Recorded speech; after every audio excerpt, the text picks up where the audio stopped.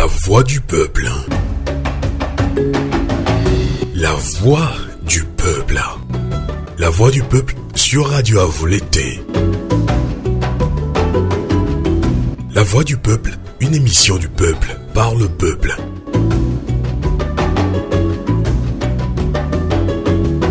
Le peuple s'exprime à travers des interviews, analyses et débats sur l'actualité politique et le développement.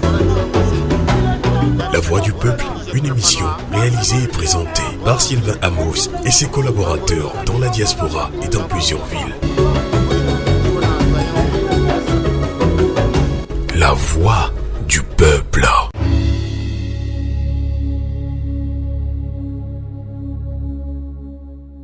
Bonsoir Conakry, bonsoir Lomé, bonsoir Bamako, bonsoir Niamey, Accra, Abidjan, Bujumbura. Bonsoir à toute l'Afrique, berceau de l'humanité. Chaque génération doit, dans une relative opacité, découvrir sa mission, la remplir ou la trahir. Eh bien, c'est avec cette citation de Frantz Fanon que nous démarrons avec vous votre émission La Voix du Peuple sur Radio Canal K en Suisse alémanique et sur Radio Avou l'été, qui veut dire la lutte continue en Bambara au Mali. Bienvenue dans votre émission La Voix du Peuple. Le 5 septembre 2021, Mamadi Doumbouya, colonel à l'époque, annonce l'arrestation du président de la République Alpha Condé. Il destitua le gouvernement et suspend la Constitution. Avant même que ce coup d'État militaire ait lieu, il y avait plusieurs manifestations de l'opposition de la société civile dans ce pays, en Guinée-Conakry. Et cette grande mobilisation avait été réprimée dans le sang par le gouvernement d'Alpha Condé. Mais justement, nous avons écouté les lamentations de notre peuple. C'est pour cela que nous avons agi. Ainsi affirmait Mamadi Doumbouya, après le coup d'État militaire. Un ouf de soulagement pour le peuple guinéen qui a soif d'un changement et d'une évolution sur tous les plans dans ce pays, la Guinée-Conakry. Mais quelques mois après, le coup d'État militaire, bien accueilli donc par la majorité du peuple guinéen, y compris quelques hommes politiques, le sauveur, comme l'a si bien nommé beaucoup de Guinéens, même des Africains, Mamadi Doumbouya change de stratégie. Presse muselée, enlèvement et menace surtout sur les membres de la société civile. Toute tentative d'accord entre les partis politiques et société civile ont échoué, plongeant ainsi la Guinée-Conakry dans une grave crise qui ne dit pas son nom. Dans cette émission, on va parler également de la manifestation, d'une manifestation annoncée plutôt le samedi prochain, j'allais dire, à Paris, avec nos amis panafricains du panel des démocrates qui sont aussi nos invités. On va également parler du Togo dans ce petit pays de l'Afrique. 38 ans de pouvoir de Fagne Assigbe Yadema. Et après ses morts, son fils prend le pouvoir. Il dirige le Togo d'une main de fer. Il fait 20 ans au pouvoir. Il parle même d'une 5e république que le peuple togolais n'accepte jamais. C'est ce qui se dit au Togo et ailleurs. Mais en attendant de vous laisser réagir, nous allons prendre en ligne, depuis Lomé comme annoncé, notre invité phare dans cette émission panafricaine, Souleymane Souza Konaté, président de la commission communication de la LAND, Alliance nationale pour l'alternance et la démocratie. Souleymane Konaté, bonjour depuis la Guinée-Conakry. Bonjour M. Sylvain Amos, bonjour à tous ceux qui nous suivent à travers le monde. Merci infiniment d'être connecté sur notre compte TikTok Live. C'est la toute première fois que vous venez sur TikTok Live. Mais par le passé, vous avez eu à participer à plusieurs de nos émissions, débats citoyens sur Radio Canal K, sur Radio Avou l'été. Alors, à l'entame, comment va la Guinée-Conakry sur tous les plans, Souleymane Konaté, vous qui êtes un homme politique? Écoutez, M. Sylvain, aujourd'hui, rien ne va pratiquement en Guinée. Sur le plan politique, tout est à l'arrêt. Le général Mamadi Doumbouya avait insisté à la prise de pouvoir qu'il allait ouvrir rapidement un cadre de dialogue avec les principaux acteurs politiques et sociaux de notre pays pour s'entendre sur le contenu de la transition et les actions à mettre en œuvre pour un retour rapide à l'ordre constitutionnel. Aujourd'hui, le dialogue est totalement rompu. On se sert de la justice aujourd'hui pour traquer, arrêter et faire taire tout ce qui se trouve dans la gouvernance actuelle. Le kidnapping, les enlèvements sont devenus des modes opératoires de la gente aujourd'hui au pouvoir en Guinée. Nous, les principaux acteurs politiques, ils ne peuvent plus apparaître publiquement. Ils peuvent te faire kidnapper et derrière, il n'y a aucune action judiciaire. La Guinée va très mal. Nous sommes un pays qui produit aujourd'hui plus de 115 millions de tonnes de bauxite, mais la Guinée aujourd'hui parmi les pays les plus demandeurs d'asile à travers le monde. En France, c'est le premier pays demandeur d'asile en Afrique et troisième dans le monde. Aux États-Unis, sont 1857 qui sont menacés d'expulsion aujourd'hui par les nouvelles autorités américaines. Depuis 3 ans, plus de 32 000 jeunes compatriotes ont quitté le pays parce que le CNRD n'arrive plus à apporter de bonheur dans notre pays. La répression, la violence est devenue le mode opératoire et mieux, le général cherche aujourd'hui à confisquer le pouvoir. Tout ce qu'il a promis à la prise du pouvoir le 5 septembre 2021 et qui avait vraiment suscité énormément d'espoir sur les Guinéens, aujourd'hui, tout est en train de partir malheureusement. Nous continuons à nous organiser malgré cet environnement difficile pour les acteurs politiques et sociaux de notre pays. On continue à s'organiser à ce point pour que la Guinée soit un pays démocratique, un pays où l'état de droit est règne. Entendre la Guinée va très très très mal.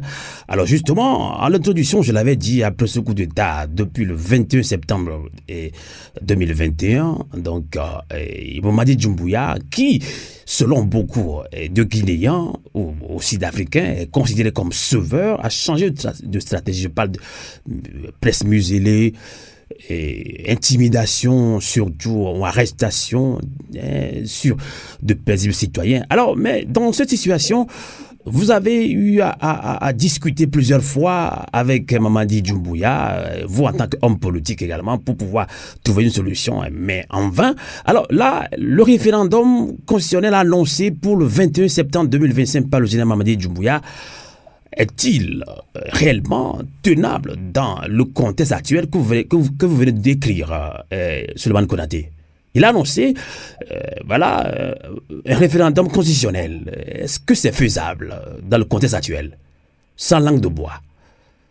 Écoutez, il y a eu plusieurs critiques à l'égard du général Mamadi Doumbouya, compte tenu du reniement de valeurs, compte tenu de plusieurs promesses non tenues. Il vous souviendra qu'en 2022, il avait pris l'engagement au premier trimestre de 2023 qu'il allait annoncer la date du référendum. Ça n'a pas été le cas. Au 31 décembre 2023, il a promis également que ça va être fait au plus tard au premier trimestre de 2024. Ça n'a pas été le cas également. Le 31 décembre dernier, il a pris l'engagement que ça va être fait au premier trimestre de 2025. Et là aussi, absolument, il y avait beaucoup de critiques par rapport à ça. Et finalement, ils ont sorti cette date le 21 septembre pour la tenue du référendum. Mais M. Ambroise, il n'y a rien qui est fait aujourd'hui qui puisse rassurer les acteurs politiques et sociaux que ça va être tenable. Premièrement, le CNT, le Conseil national de transition, qui fait office d'Assemblée nationale aujourd'hui sur cette transition, a fait un avant-projet de constitution. Cet avant-projet a été proposé au général Mamadi Doumbouya. Il a décidé de composer un collège d'experts constitutionnalistes pour donner leur avis par rapport à cette constitution. Le collège n'a même pas commencé encore leur travail. Donc, nous n'avons pas de constitution à date. Le fichier électoral, c'est un des problèmes majeurs dans notre pays. Il vous souviendra que tout ce qui a opposé M. Alpha Condé à son temps et les principaux acteurs politiques, c'est que le fichier électoral était taillé sur mesure. Il a fallu un travail en plusieurs manifestations de morts qui se sont soldées par des centaines de morts, plusieurs arrestations, pour que M. Alpha Condé accepte, n'est-ce pas, l'audit international de notre fichier. Il y a un premier travail qui a été fait par l'Organisation internationale de la francophonie qui est arrivé à la conclusion qu'il y avait beaucoup de problèmes d'anomalies, n'est-ce pas, dans ce fichier-là et qu'il fallait corriger. M. Alpha Condé n'était pas d'accord par rapport à ce premier résultat. Il a demandé une seconde expertise, n'est-ce pas, de la part de la CEDEAO, qui est arrivé à la conclusion qu'il y a 2 400 000 électeurs qui ont appelé à l'époque des électeurs problématiques et que nous considérons à l'époque comme étant des électeurs fictifs. Il fallait sortir ces gens-là dans le fichier électoral pour avoir un fichier de plus ou moins acceptable. Ce travail a été fait, le fichier a été assaini, ce qui nous a permis d'aller à la présidentielle de octobre 2020. Aujourd'hui, les principaux acteurs politiques de notre pays sont d'accord que ce fichier-là peut servir de base. Il faut simplement l'actualiser sortir les cas de décès et intégrer le processus pour lequel la majorité, c'est-à-dire les 18 ans. Le CNRD a catégoriquement refusé, ils se sont accrochés à l'activité de RAVEC. Nous l'avons dit à l'époque, c'était une très bonne chose, le RAVEC, parce que ça permettait de moderniser l'état civil. Aujourd'hui, le Sénégal est à 7 années de RAVEC, mais il faut la révision du fichier électoral. L'Afrique du Sud est à 10 années de RAVEC, mais il continue à faire la révision du fichier électoral pour permettre, n'est-ce pas, de tenir les élections à bon date. Donc, on a demandé au général de réactualiser le fichier qu'on avait. Ils sont accrochés à l'activité de RAVEC. Et à l'époque, on a éliminé les difficultés qui nous empêchaient, n'est-ce pas, de faire ce RAVEC-là, tirer le fichier électoral et aller aux élections à bon date. Ils nous ont opposé un refus catégorique. Tout dernièrement, il y a eu beaucoup de manifestations de jeunes gens qui ont été recrutés pour conduire cette opération. Et finalement, ils sont arrivés au constat qu'ils ne peuvent pas. Alors, est-ce que vous me suivez, Souleymane Konaté? Vous êtes toujours là? Oui, je suis là. Alors, donc, vu tout ce que vous avez décrit tout à l'heure, c'est-à-dire finalement, bien, ce qu'on peut comprendre, est-ce que Mamadi Doumbouya ne veut pas quitter le pouvoir, il ne veut pas organiser les élections? Tout ce qui est fait aujourd'hui concourt dans le sens de la confiscation du pouvoir, on l'a dit à plusieurs reprises. Je vais revenir parce que c'est très important pour ceux qui nous écoutent à l'international, parce que beaucoup ne comprennent pas ce qui se passe aujourd'hui dans notre pays. Donc après, ils ont abandonné cette activité de RAVEC. Maintenant, ils veulent faire le recensement biométrique et qui commence le 15 pour finir le 30 mai. En un mois, pour un habitué, n'est-ce pas, des questions électorales, moi j'ai travaillé dans la commission électorale, je sais comment ça fonctionne, on ne peut pas faire un bon travail. Donc, aujourd'hui, ils ont composé des commissions de recensement. Et ces commissions-là, ils ont exclu toutes les formations politiques. Partout aujourd'hui en Guinée, les mouvements de soutien sont créés pour soutenir la candidature du jeune par des ministres de la République, par des directeurs en poste. Donc nous disons que tout ce qui est fait aujourd'hui, dans le cadre de la confiscation du pouvoir, il ne veut pas laisser le pouvoir, il veut organiser un autre bloc électoral pour se maintenir avec des élections de façade. C'est que la grande majorité des Guinéens aujourd'hui, malgré qu'il y a des kidnappings, des enlèvements, beaucoup ont été kidnappés qui sont portés disparus aujourd'hui dans notre pays. Nous continuons à faire ce travail-là à nous organiser le peuple. Parce qu'il n'y a que par la démocratie qu'on peut faire. Donc, à vous entendre également, toute tentative d'accord entre l'ANAD, c'est une, je dirais, une coalition des partis politiques, donc, et avec le CND, avec Mamadi Doumbouya, donc, toute tentative d'accord pour trouver une solution est vaine. C'est ça. Il y a beaucoup de difficultés. L'ANAD, c'est la plus grande coalition politique aujourd'hui en Guinée.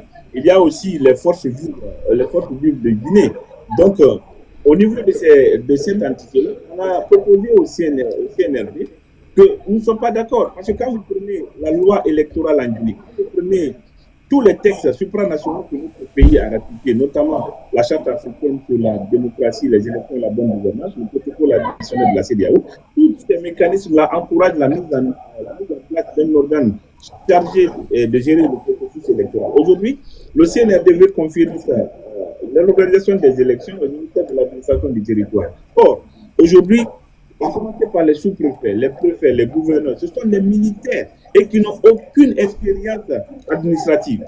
Derrière, ils ont dissous tous les maires et les ont fait remplacer par des présidents de délégations spéciales. Les chefs de quartier ont été dissous et ils ont nommé des personnes gelées aujourd'hui qui suscitent la candidature du général Mamadi Doumbouya.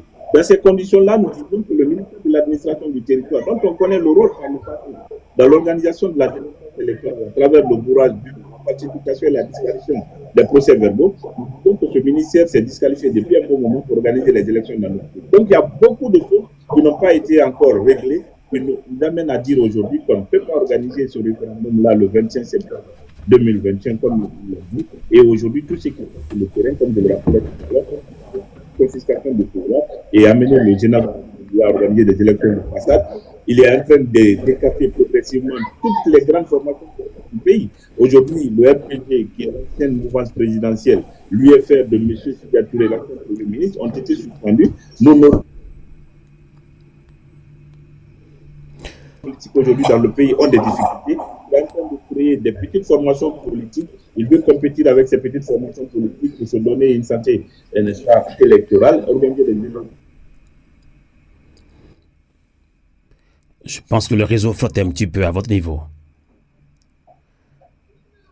Est-ce que vous m'entendez? Tout ce qui est fait aujourd'hui pour également dans le sens de la confiscation du pouvoir.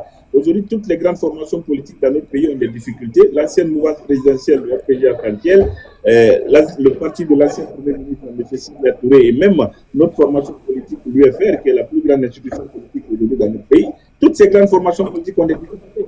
Le général Mamadi Doumbouya avait créé sa propre classe politique, des leaders politiques souvent qui ne sont pas connus du public et du grand public, qui sont représentés même dans une seule commune, mais il veut compétir avec ces petites formations politiques-là pour organiser des élections de façade et se maintenir au pouvoir. Ce qui ne va pas passer, parce que comme je le rappelais tout à l'heure dans le début, nous continuons à nous mobiliser, à nous organiser, parce qu'il n'y a que par la lutte qu'on pourra nous développer. Donc, en gros, dira-t-on que Mamadi Doumbouya, qui avait dit, nous avons écouté les lamentations de notre peuple. C'est pour ça que nous avons agi, nous avons fait ce coup d'État, considéré comme le sauveur. Est-ce que Mamadi Doumbouya, sans langue de bois, est-ce qu'il a déçu beaucoup de Guinéens? Aujourd'hui, la grande majorité des Guinéens sont déçus par la gouvernance du général Mamadi Doumbouya. À la prise du pouvoir, il a dit que il se base sur 3 axes. Premièrement, il veut lutter contre la corruption, la gabegie financière, l'enrichissement illicite. Aujourd'hui, quand vous venez à Conakry dans les préfectures environnantes, les villas poussent un peu de partout. Ça, ce sont des tenants de pouvoir, des gens qui avaient des difficultés à se trouver un moyen de déplacement dans le pays. Aujourd'hui, ils sont devenus milliardaires grâce à l'argent public. Tous les jours, quand vous ouvrez les médias, c'est des scandales financiers à la corruption, 1000 milliards à la douane, 7 milliards au niveau, n'est-ce pas, de on a bâti. Au niveau de la Banque centrale, on parle de plus de 4 tonnes de lingots d'or qui ont disparu, n'est-ce pas, de la circulation. Et ça, il n'y a aucune poursuite judiciaire parce que ce sont les gens qui soutiennent, n'est-ce pas, la gouvernance du CNRD et qui soutiennent aujourd'hui la candidature du général Doumbouya. Il avait dit qu'il allait faire la boussole pour guider les acteurs de la transition. Aujourd'hui, notre appareil judiciaire est devenu un instrument totalement au service de la pour faire taire toutes les voix. Fodiki Mengue est un grand activiste de la société civile, connu de tous les Guinéens, qui est à l'initiative de la création du FNDC. Aujourd'hui, les portés disparus, kidnappés chez lui tardivement. Vous avez Mamadou Leba, vous avez le jeune journaliste Habib Marwan Kamara qui dénonçait la gouvernance. Lui aussi, il a été kidnappé, n'est-ce pas, à son domicile. Personne ne sait ce qui se passe dans le pays. Récemment, un jeune activiste de la société civile, M. Abdul Sakho, qui dirige le Forum des forces sociales, a été levé à son domicile, il l'a abattu à mort et puis abandonné dans les rues de Conakry. Jusqu'à date, il a des difficultés pour recouvrir sa santé. Et dans ce contexte-là, aujourd'hui, nous sommes en Guinée. Tous ceux qui dénoncent la gouvernance, tous ceux qui ne sont pas d'accord avec, n'est-ce pas, la gestion du général Mamadi Doumbouya se retrouvent soit kidnappés, soit en détention arbitraire, ou alors de fuir le pays. Quand vous prenez le plan social, là également, il n'y a rien de nouveau dans notre pays. La cherté de vie, le pouvoir d'achat des Guinéens, le chômage galopant, la corruption est devenue endémique partout dans notre pays. Je disais tout à l'heure d'entrée de jeu qu'il y a plus de 32 000 jeunes qui ont quitté le pays depuis 2 ans parce que le CNRD n'arrive plus à apporter le bonheur dans notre pays. Pendant ce temps, le pays dispose d'énormes richesses. C'est le scandale génétique qui peut nous permettre l'expression. Mais aujourd'hui, rien ne va pratiquement en Guinée. C'est pourquoi aujourd'hui, de Guinée, que ce n'est pas fuir qui est la solution, c'est affronter le problème. C'est parce qu'en affrontant le problème, on trouvera solution, n'est-ce pas, à toutes ces difficultés aujourd'hui qui frappent notre pays. Et c'est de cette façon-là qu'on va aider la Guinée à sortir de la grande précarité économique. D'accord. Suleiman Konaté, avant de donner la parole à nos invités panafricains qui souhaiteraient peut-être réagir ou vous poser une ou 2 questions. Alors, quel rapport de force pour pouvoir affronter Mamadi Doumbouya? C'est la question qui se pose. La dernière fois, il y avait eu une manifestation en Guinée-Conakry, mais encore réprimée. Là, l'ANAD, Alliance nationale pour l'alternance et la démocratie, c'est une coalition de l'opposition. Est-ce que vous êtes en synergie également avec la société civile en Guinée-Conakry? L'ANAD, c'est une plateforme, une coalition d'acteurs politiques et d'acteurs de la société civile. D'accord. Nous sommes également membres des forces vives de Guinée. Cette plateforme réunit le FNDC, qui est une puissante organisation de la société civile. Il y a également le RPG Arc-en-Ciel, l'ensemble présidentiel. Il y a le FNDC politique. Et puis bon, il y a les forces sociales du jeune Abdel Sakho, dont je vous parlais tout à l'heure, qui a été enlevé à domicile, tabassé à mort, abandonné dans les rues de Conakry, alors que c'est un jeune activiste qui se bat pour le bien de notre pays. Donc, tous ces acteurs-là aujourd'hui se réunissent pour vraiment dire à Mamadi, trop c'est trop, il faut qu'on arrête un peu d'amuser la garnison, il faut qu'on arrête la diversion, il faut reconcentrer la transition vers des objectifs fiables qui puissent permettre à la Guinée de sortir de cette situation qui n'a que trop duré. D'accord, donc vous êtes en pleine synergie également avec la société civile en Guinée-Conakry. Alors, restez un petit peu avec nous si vous le souhaitez très bien. Je vais relancer maintenant Adama Touré, panafricain malien, ici même en Suisse. Il est du panel les démocrates africains, si je ne me trompe pas. Adama Touré, bonjour depuis la Suisse. Adama Touré. Votre micro, Adama Touré. Est-ce que vous avez suivi Souleymane Konaté, ce qui se passe en Guinée-Conakry? Est-ce que vous avez une question à lui soumettre ou bien votre réaction après l'avoir suivi? Vous qui êtes du panel des démocrates qui organisez une manifestation samedi prochain, on m'a parlé tout à l'heure en France, notamment à Paris. Absolument. D'ailleurs, je salue mon cher confrère Souleymane, que je connais à travers une émission à l'époque sans vidéo sur la radio à Volonté. Et je crois que ça fait 2 ans comme ça. Donc, Souleymane, bonjour, je me réjouis de vous revoir après un moment de, comment dire, ça fait 2 ans qu'on ne s'est pas retrouvé sur la radio. Donc, je suis très attentivement à l'actualité dans votre pays, en Guinée. Et nous avons manifesté le 11 janvier passé avec l'opposition guinéenne des forces vives de Guinée à Paris. Nous avons également manifesté ensemble le 26 janvier à Bruxelles. Et nous sommes indignés par la reconduite pour 1 an de ce régime d'exception de Mamadou Doumbouya, une reconduite implicite de la CEDEAO. Nous sommes tout aussi indignés par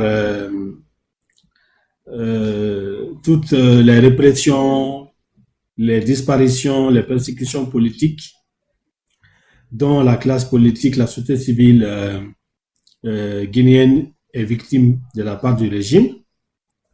Nous sommes indignés par un projet référendaire sans organes élus qui ne sont, à notre avis, pas légitimés à refonder un pays. C'est-à-dire que le régime en place n'a pas de légitimité pour refonder l'État. Et donc, nous sommes très interpellés, très inquiets par ce processus constitutionnel qui n'a de constitutionnel et de démocratique que de nom. Et donc, il n'y a que des représentants élus du peuple qui sont légitimés à élaborer un projet de constitution. Donc, aujourd'hui, l'heure est à la convergence de nos luttes. Et nous sommes allés de loin. Nous sommes partis de nos petits mouvements vers des plateformes. Et ces plateformes, ça a pris des années pour les mettre en place. Et on part de nos plateformes nationales vers des plateformes panafricaines aujourd'hui. Parce que vous voyez que les gens, ça se propage dans toute l'Afrique. Guinée, Mali, Niger, Burkina Faso, ça se propage. Et ils ne sont pas prêts de s'arrêter. Donc, les démocrates aussi en face, il faut qu'on dépasse nos partis politiques et mouvements associatifs respectifs, qu'on dépasse même nos pays pour converger, d'où cette notion des plateformes panel des démocrates. Et nous cherchons à collaborer avec les forces vives de Guinée, comme précédemment, pour la manif du 12 avril prochain à la place de la République à Paris à 14h. Et le thème principal, c'est la libération des prisonniers politiques et le retour à l'ordre constitutionnel dans nos pays.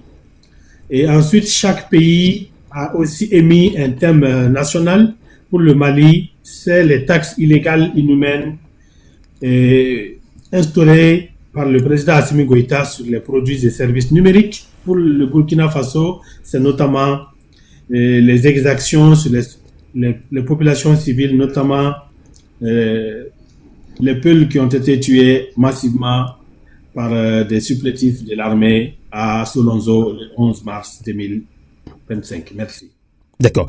Donc, vous n'avez pas de questions alors. Alors, avant de libérer notre invité, l'homme politique Souleymane Souza Konaté, qui est président de la commission communication de la Alliance nationale pour l'alternance et la démocratie.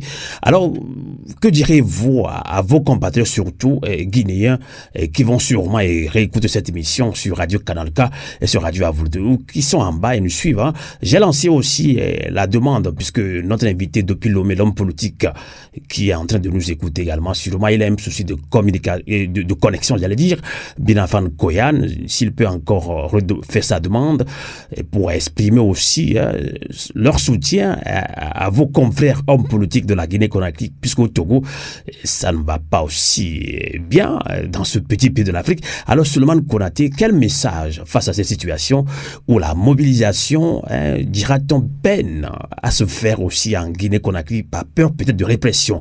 Souleymane Souza Konaté.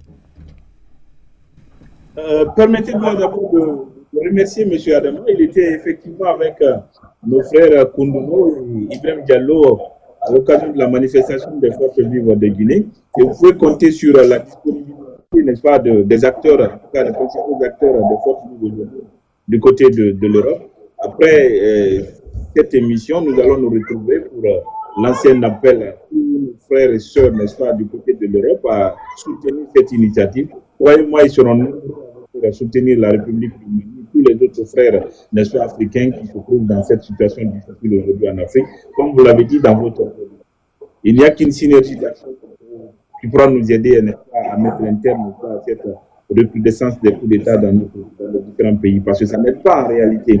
Nous, la Guinée, on a combattu le régime de M. Alpha Condé, mais aujourd'hui, la gente n'est pas en train de faire mieux. Il y a beaucoup qui commencent même à regretter l'ancien président, M. Alpha Condé. Donc, ça vous dit où nous sommes arrivés avec l'ancien. En tout cas, pour le peuple congolais, ça va être le même message. Nous vivons des moments très difficiles, mais il faut que le peuple soit déterminé, soit soucieux des enfants, parce que c'est important. La Guinée, le message est en train de bien passer. Nous continuons à nous organiser. Les dates des prochaines manifestations vont être fixées. Comme je l'ai dit, il n'y a que par la lutte qu'on arrivera à libérer notre peuple de tous ces imposteurs qui ont pris le pouvoir, mais sans jamais l'exécuter. Tout à fait. On vient d'accepter la demande de Tidiane La Puissance, c'est son nom sur TikTok. Bonjour Tidiane. Bonjour, comment ça va? Je vais bien. Est-ce que vous avez suivi l'homme politique guinéen Souleymane Souza Konaté? Est-ce que vous avez une question? Oui, merci d'ailleurs à Souleymane Souza Konaté, qui est un frère au-delà même de la politique, qui est un ami d'enfance, qui est un camarade de promotion. Donc vous le connaissez alors? Ah, on s'est connus depuis le lycée. D'accord. C'est un complice, c'est un ami. Et aujourd'hui, c'est l'un de nos responsables à l'IFDG, parce que c'est l'homme aussi le plus proche, je peux dire. L'UFDG, il faut le rappeler, hein, en tout cas, Sang de Bois, c'est le parti le plus implanté en Guinée-Conakry. L'UFDG, Union des forces démocratiques de Guinée, c'est ça, de Cellou Dalein Diallo. Effectivement, et d'ailleurs, si vous constatez, c'est le parti le plus implanté parmi tous les partis politiques africains. C'est-à-dire, l'IFDG, partout où vous partez à travers le monde, vous trouverez une fédération. C'est ce qui fait la différence de ce parti. Il y a même un Américain qui nous disait ici, un homme politique, lorsqu'on est allé rencontrer un responsable au niveau du secrétariat d'État, du secrétariat permanent d'État ici à Washington, il disait que ce parti l'étonne. Parce que partout où vous partez, vous allez trouver quand même une fédération à ce niveau. Donc, juste vous dire que l'IFDG, c'est un parti pas comme les autres. Je ne sais pas, il y a un écho, hein? Il y a un écho? Ou bien vous m'entendez? Ok. Alors, je disais que Souleymane Souza Konaté, c'est un homme de valeur. Parce qu'aujourd'hui, il faut voir comment les choses se passent en Guinée. Avec les billets de banque, les gens sont faciles à manipuler, ils vendent leur dignité à cause de l'argent, alors qu'ils ont affaire avec des hommes qui n'ont aucun respect de la parole donnée. Et même nous savons, dans la vie, nous savons bel et bien, la culture africaine a toujours dit l'être humain doit avoir le respect de la parole donnée. Lorsque vous avez des dirigeants qui sont venus avec des armes, ont fait un coup d'État, ont ôté la vie des militaires, après tout, ils ont dit qu'on est venu pour balayer, on est venu pour faire ceci, cela, et qui promettent que ni eux, ni les autres membres du gouvernement, personne ne sera candidat. 1 an, 2 ans, 3 ans après, ils changent vraiment cet avis-là, alors que déjà, c'est institutionnalisé, parce que déjà, c'est dans la charte. Je pense que cela devrait être le rôle du peuple de se lever contre eux pour demander leur départ. C'est pourquoi tout récemment, Thierry Monenembo, que vous connaissez tous, a dit que la Guinée, que la population guinéenne, à plus de 65% est jeune. Alors, il demande aux jeunes de se lever pour demander le départ de ces putschistes. Et je pense que cela doit être un message que le peuple de Guinée doit entendre. Parce qu'ils n'ont pas le mandat du peuple. Ils sont là par infraction. Lorsque les gens viennent par infraction et refusent de respecter leur engagement, je pense qu'il est du devoir du peuple de se lever pour demander leur départ. Mais voilà ce qui se passe au-delà. C'est des gens qui travaillent avec les charlatans. C'est des gens qui ont regroupé tous les plus grands charlatans du pays pour pouvoir amadouer le peuple, c'est-à-dire pour récupérer le cœur des Tidjane, comment est-ce que vous avez eu cette information? C'est pas... Bien sûr, c'est pas... une réalité. Ah bon? Il y a un certain Moussa Kafri, par preuve, qui a pris avec Mamadi Doumbouya le jour de la fête de Ramadan. Souleymane Souza peut en témoigner. Il était derrière, comment on appelle Mamadi Doumbouya. Et c'est quelqu'un qui fait souvent des vidéos, allez sur Facebook, tapez Moussa Kafri, comme vous l'entendez. Et vous savez, bon, Kafri, vous savez, c'est un kaf. C'est-à-dire un kaf, c'est quelqu'un qui ne prie pas. Et c'est ces gens-là qui travaillent aujourd'hui pour Mamadi Doumbouya au niveau de tous les ronds-points de Conakry. C'est pourquoi je dis toujours aux hommes de Dieu de faire face à tous les ronds-points de Conakry, essayer de faire un travail. Parce que les Guinéens sont bloqués. Ils ont envie de se bouger, mais franchement, les fétiches ont eu raison sur eux. Je pense qu'un jour, ça va laisser parce qu'ils ne travaillent pas avec le nom de Dieu. Tôt ou tard, ça va exploser. Vous allez voir ce qui va se passer en Guinée. Parce que Mamadi, il chasse qu'il ira. Tôt ou tard qu'il ira. Et il sera très grave pour lui de partir comme Alpha Condé. Parce que d'ailleurs, ça sera pire qu'Alpha Condé. L'homme qui trahit ne va jamais finir son pouvoir dans la tranquillité. Donc contrairement à ce qui s'est passé, alors Tidjane, contrairement à ce qui s'est passé au Burkina Faso, au Mali, au Niger, donc chez vous, en Guinée-Conakry, Mamadi Doumbouya, le général, le sauveur, a déçu. Bien sûr. Et vous savez, les gens souvent aiment comparer surtout ces transitions-là. Elles sont totalement différentes. La transition malienne, nigérienne et comment on appelle Burkinabé et tout comme gabonaise sont différentes à celles de la Guinée. Au Niger, au Mali, au Gabon et tout comme au Burkina, là-bas les putschistes sont au moins légaux, ils sont au moins légitimes, j'allais dire. Parce qu'eux au moins, ils ont du respect pour leur peuple. Donc, il n'y a aucun problème entre eux et le peuple. C'est pourquoi, d'ailleurs, le peuple est en train de les soutenir. Mais Mamadi, quand il est venu, il veut nous ramener le système de Sékou Touré, kidnapper les gens. Souleymane venait de le dire. Hein, il y a des activités de la société civile aujourd'hui. Depuis des mois, on n'a pas l'air nouvelle. Ils sont venus, ils ont promis, tout le monde était avec eux au début.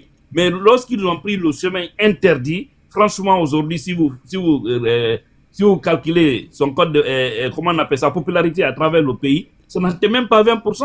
Tout ce bruit-là, ça coûte de l'argent. D'accord. Pas autre chose. D'accord.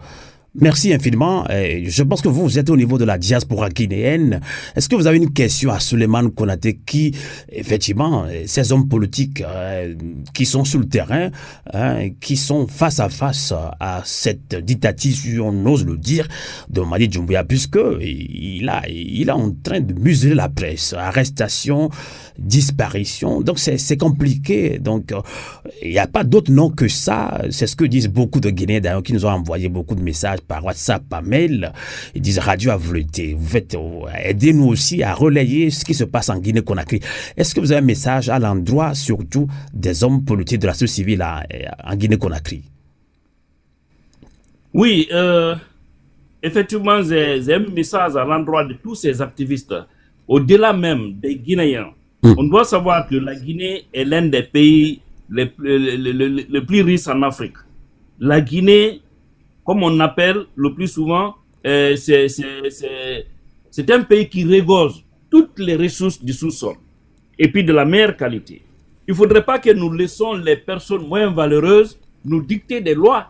J'interpelle ici les sages, j'interpelle les religieux, j'interpelle les hommes en tenue, les militaires, j'interpelle la population, c'est-à-dire à voir la situation actuelle et savoir que c'est notre pays qui est en péril. Si nous laissons ce petit groupe de collégiens, des lycéens qui n'ont même pas fait l'université, un Mamadi Doumbouya qui a été cherché en Hollande à cause de trafic de la poudre blanche et tout ce qui s'est passé à l'époque de ce côté, prendre tout un pays en otage, je pense que cela est de notre faute.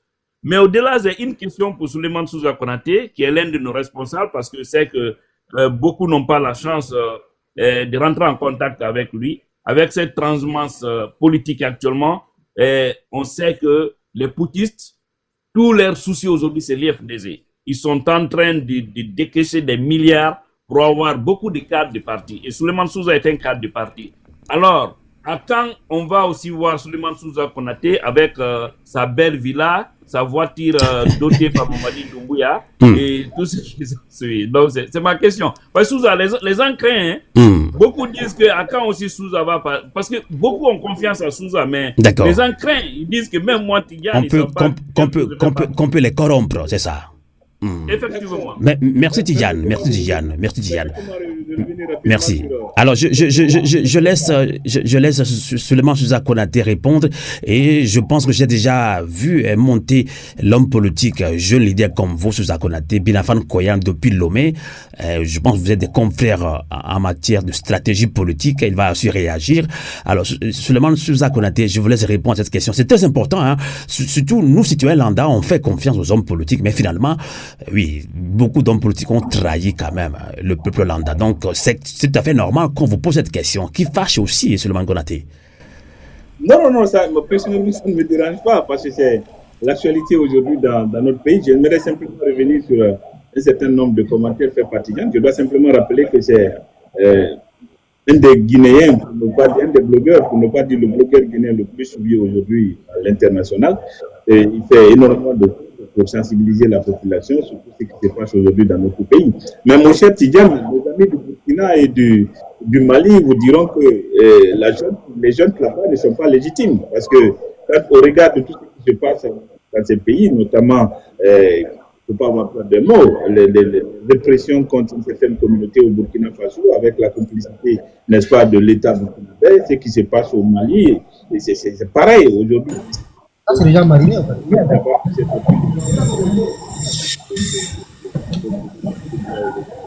Maintenant, par rapport à ta question, c'est vrai qu'aujourd'hui, le CNRD est dans la dynamique d'achat des consciences. Beaucoup de milliards sont sortis pour corrompre des acteurs politiques. Il n'y a pas longtemps, certains étaient avec nous dans la dynamique, n'est-ce pas, de se battre pour que le retour à l'ordre constitutionnel soit effectif dans notre pays. C'est vrai également que beaucoup ont été corrompus par le CNRD. Ils ont accepté de rejoindre la dynamique de la contestation du pouvoir. Pour ma part, j'ai reçu toutes sortes de propositions. Tidiane, tu dois le savoir. Depuis les premières heures de la transition, il n'y a pas de poste qui n'a pas été proposé dans ce pays-là. Être ministre, être grand directeur, on a toujours refusé parce que je ne vois pas mon confort personnel au détriment, n'est-ce pas, de la souffrance de la grande majorité du peuple. Je le rappelais tout à l'heure, la Guinée est un pays vachement riche. Aujourd'hui, nous sommes le deuxième pays producteur exportateur de bauxite à travers le monde de la meilleure qualité.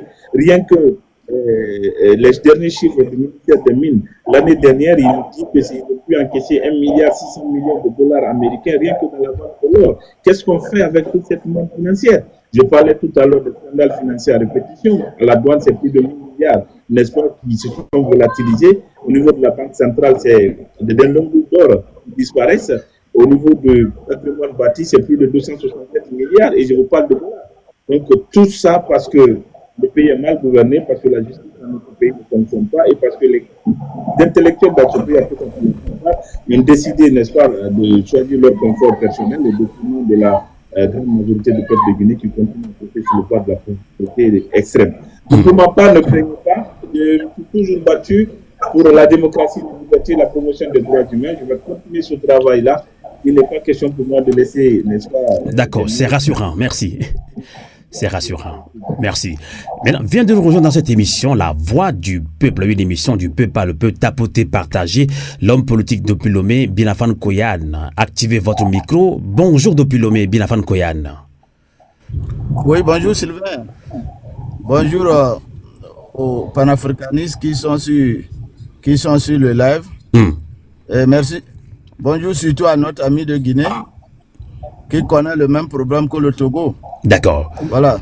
Alors, vous, au Togo également, 38 ans de règne du père, 20 ans de Faure Gnassingbé, l'opposition et la société civile continuent de dénoncer la 5e République. Vous êtes mis aussi en coalition avec la société civile, comme vient de le dire Souleymane Souza Konaté. Alors, d'abord, quelle est votre réaction sur ce qui se passe en Guinée-Conakry? Visiblement, Mamadi Doumbouya annonce encore un référendum constitutionnel pour le 21, plutôt pour le 5 septembre.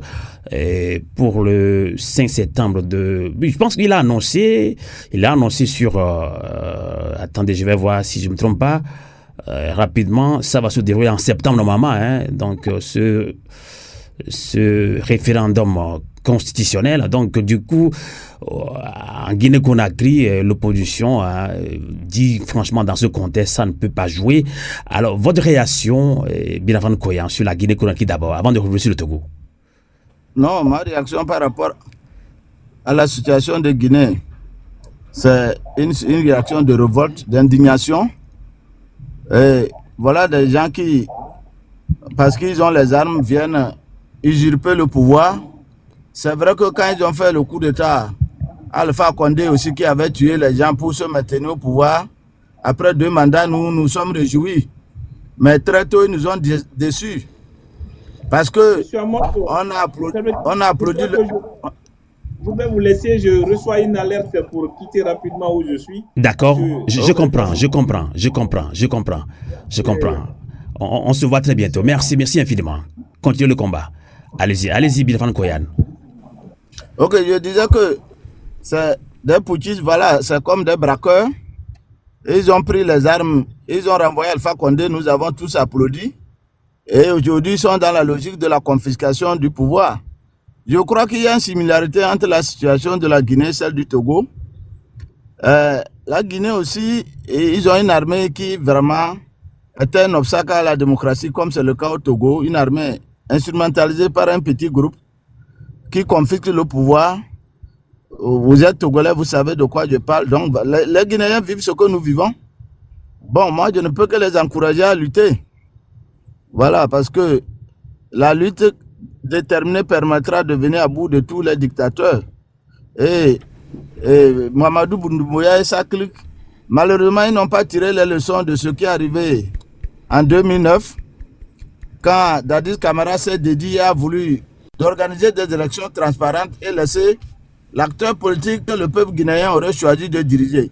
Il est hors de question. Moi, je ne trouve aucune légitimité à un militaire qui prend les armes et qui confisque le pouvoir. Que ce soit au Niger, au Burkina Faso, surtout encore qu'au Niger, la démocratie au Niger faisait son bonhomme de chemin. Hein. Donc moi, je suis un démocrate dans le sang. Moi, je suis désolé, les panafricanistes, ils seront mécontents de moi, mais moi, c'est mon point de vue. L'armée peut intervenir quand il y a des civils qui confisquent le pouvoir, mais ça doit être une parenthèse de courte durée, de réorganiser des élections transparentes et d'être un garant de la régularité des élections et pour que le pouvoir repasse à ceux qui font la politique. Donc, quand on vient au pouvoir parce qu'on a les armes, nous, on confisque. Allez, je vous prie de muter vos micros, s'il vous plaît. Hein. Donc, attendez, je vais gérer ça. Donc, si quelqu'un vient confisquer le pouvoir par les armes, sans une élection transparente, comment il peut prouver sa légitimité? L'Afrique se bat pour la démocratie. il est hors de question qu'aujourd'hui, on embrasse les coups d'État comme si on oubliait que de 1960 jusqu'en 90, la plupart des pays africains ont été dirigés par des dictateurs, des militaires. Mais nous avons vu le retard de développement que ça a fait à l'Afrique. Donc, bref, si nous sommes convaincus, nous sommes des démocrates, oui, on peut applaudir des militaires qui prennent le pouvoir parce qu'un civil s'est transformé en dictateur et ne veut pas laisser le pouvoir. Mais en même temps, ces militaires-là, ils doivent rester, ils doivent être en cohésion avec le peuple et d'organiser des élections transparentes pareilles. Donc, pour la Guinée, vraiment, je suis révolté. Je suis vraiment révolté. J'encourage nos amis guinéens. Bon, vous savez, on n'invente pas la roue en matière politique. Hein. Ils ont créé une coalition en Guinée. Ils avaient eu le FNDC au temps d'Alpha Condé. Ça a permis, ça a porté les fruits. C'est ça qui a discrédité totalement le régime d'Alpha Condé. Au point que Doumbouya et sa clique interviennent. Aujourd'hui, ils ont créé la NAT. Ils doivent continuer sur ce chemin-là. C'est vrai qu'aujourd'hui, Doumbouya, là, il agit comme au temps d'Hitler. Il a une police. Il a une police secrète, une Gestapo, comme dans la plupart des jeunes qui enlèvent les opposants. Des gens de la société civile ont disparu depuis des mois. On ne les retrouve pas, mais vous voyez que Doumbouya, il est très dangereux. Donc, il faut le combattre. Il faut le combattre au prix de notre vie, de la vie du peuple guinéen, et il faut le chasser du pouvoir. D'accord. Et les Guinéens doivent... Donc, par rapport au Togo, bon, vous savez, comme je disais, on n'invente pas la roue. Nous faisons face à un énième coup d'État. Vous savez, depuis 1963, le régime en place mène une guerre perpétuelle contre le peuple togolais à travers la violence et des élections truquées. Mais nous n'avons autre choix que de lutter. Voilà, donc, heureusement, j'ai entendu un de nos amis qui a dit là-bas que tous les peuples qui ont ce problème-là, il faut amener cette lutte au niveau panafricain. Donc, je serai heureux d'être en contact avec d'autres groupes panafricains qui ont les mêmes problèmes que nous au Togo. En tout cas, c'est l'objectif de cette émission quand même, Binafane Koyan. Comme ça, la voix de nos peuples opprimés pourra se faire entendre au-delà de nos petits pays. Tout à fait. Et comme ça, on pourra avoir de l'aide. Parce que, vous savez, une lutte sans appui extérieur, pour qu'elle aboutisse, ça sera un peu difficile. Parce qu'à l'intérieur, les dictateurs ont les moyens d'attraper les opposants, de les mettre en prison. Ils ont même les moyens de tuer, de faire peur. Donc, si on porte la lutte au niveau international, au niveau panafricain, et si on est vraiment sérieux, vraiment engagé, je crois. D'accord. La cause de ces différents peuples est une cause juste et elle va finir par triompher. Voilà ce que je peux dire. Merci. De jeu. D'accord. Merci Binafane Koyan. Et tout à l'heure, j'ai plus accepté la demande de Mamadi Diallo parce que ton micro était ouvert, je le fermais, mais tu l'activais, il y avait trop de bruit. Donc, si vous montez dans nos émissions TikTok, c'est plus compliqué. Donc, vous venez dans une émission professionnelle, donc on ne fait pas des blablabla ici, s'il vous plaît. Quand vous faites les demandes, essayez d'être au calme et réagissez. Donc, c'est pour ça que je vous ai descendu, Mamadi Diallo. Donc, si vous êtes sûr d'être au calme, vous pouvez refaire la demande. Alors, avant de libérer Tidiane, je pense que vous avez encore 2 minutes pour réagir sur la Guinée-Conakry. Un mot aux amis panafricains. Tidiane, depuis les États-Unis, si je ne me trompe pas. Oui, merci beaucoup. Je demande vraiment à tous les panafricains d'aider la Guinée. Aujourd'hui, c'est le tour de la Guinée. Ça peut être un autre pays de l'Afrique. Il faudrait que nous, la nouvelle génération, que nous refusons que des gens, non seulement des présidents démocratiquement élus, qu'on fixe le pouvoir dans nos différents pays, et également les putschistes qui viennent dire que l'ancien régime ne faisait pas mieux, et puis qui vient s'imposer par les armes, séduire le peuple, et après, dès qu'ils ont un peu la confiance de ce peuple-là, et puis paf, ils cherchent à se maintenir. Mais le cas de la Guinée, par exemple, ceux qui ont toujours trahi, trompé la Guinée, ce sont les militaires. Il faudrait que nos frères des armes puissent comprendre que le garant de la démocratie dans un pays, ce sont des hommes en tenue. Il faut qu'ils arrêtent. Il faut qu'ils arrêtent de soutenir vraiment les dictatures. Il faut qu'ils arrêtent de soutenir des personnes moins valeureuses. Parce que si vous voyez aujourd'hui Mamadi qui se promène à Conakry, j'ai l'impression qu'il va du côté de la Somalie ou du côté de la Syrie pour aider là-bas vraiment les citoyens de ces pays-là à quitter dans la guerre. Il est armé jusqu'aux dents. C'est comme un chef de rebelle, mais c'est grave.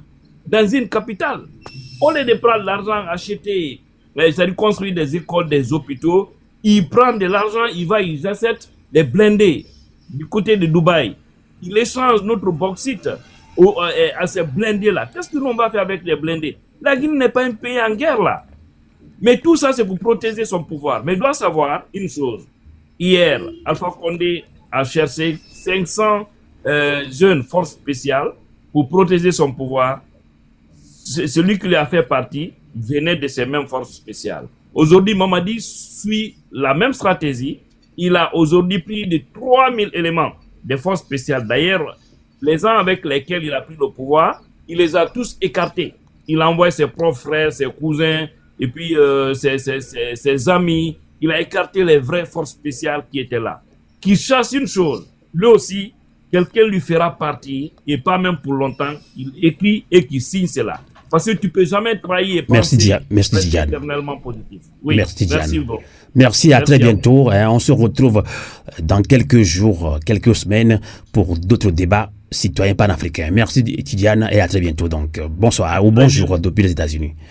Merci à vous. Alors, je pense que Mamadou Diallo est prêt maintenant pour réagir pour 2 minutes. Bonjour Mamadou Diallo. C'est bien. Bonjour, je vous entends très mal, Mamadou Diallo. Non, actuellement en Guinée, c'est trop compliqué. Je vous entends très mal, Mamadou Diallo. Franchement. Bon, alors, je pense qu'il y a un petit souci à votre niveau. Alors, je redonne maintenant la parole à nos invités du panel des démocrates. Une grande manifestation est annoncée pour samedi prochain en France. Je redonne la parole à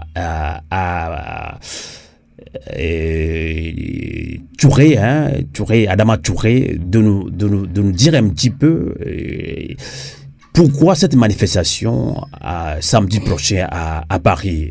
Et Adama Touré. D'accord.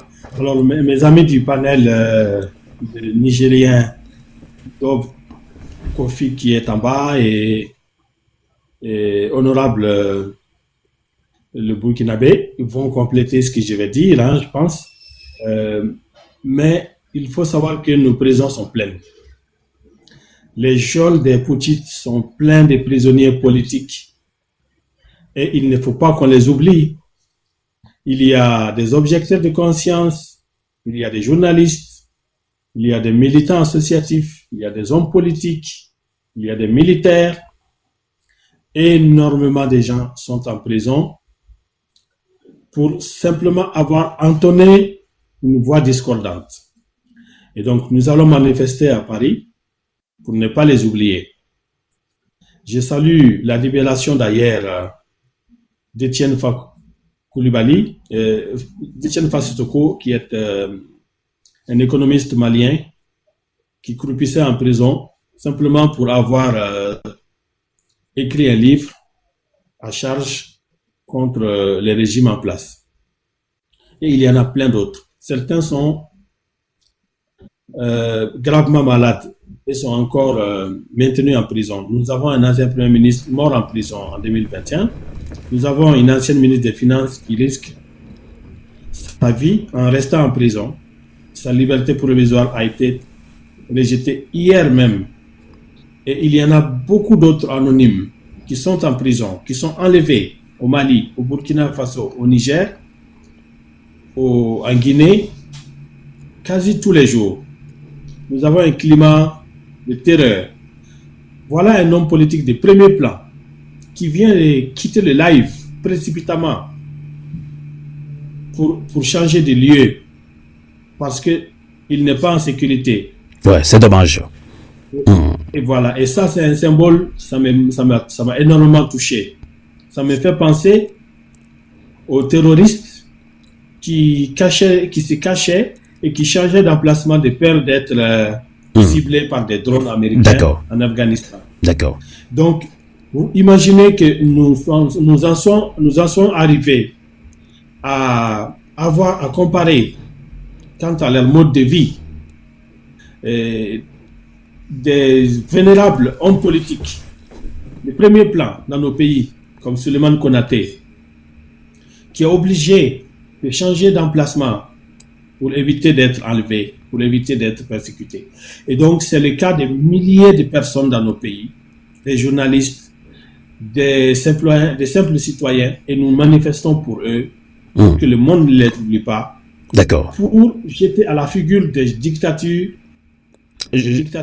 Sur vos affiches, vous avez aussi affiché le drapeau togolais, puisque vous parlez aussi de prisonniers politiques au Togo en tant que Malien. On va voir la réaction. Vous allez revenir plus tard pour nous parler de cette manifestation samedi prochain. Donc, tous les panafricains, surtout de France, doivent sortir.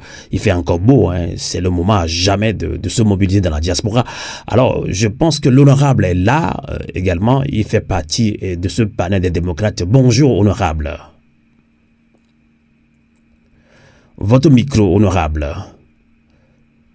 Oui, allô? Oui, on vous entend, honorable. Bonjour. Bonjour tout le monde.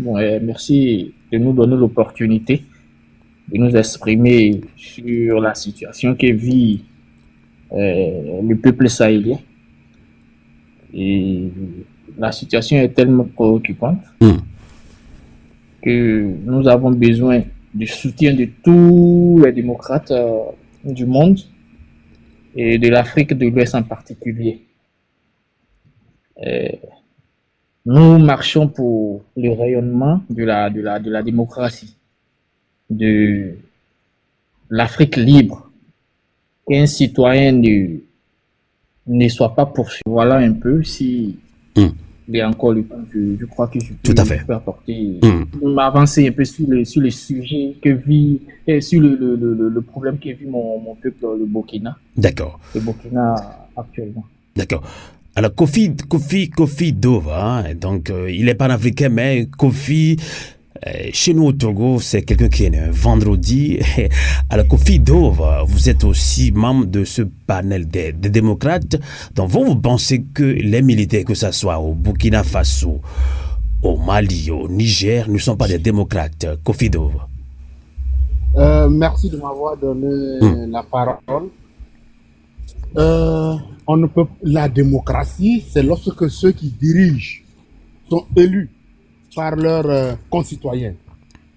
Alors, des gens qui se parachutent au pouvoir à travers des armes, à travers la force, à travers la dictature, ne peuvent pas être des démocrates. Mais c'est pas la même situation quand même, parce que l'armée fait partie intégrante du peuple.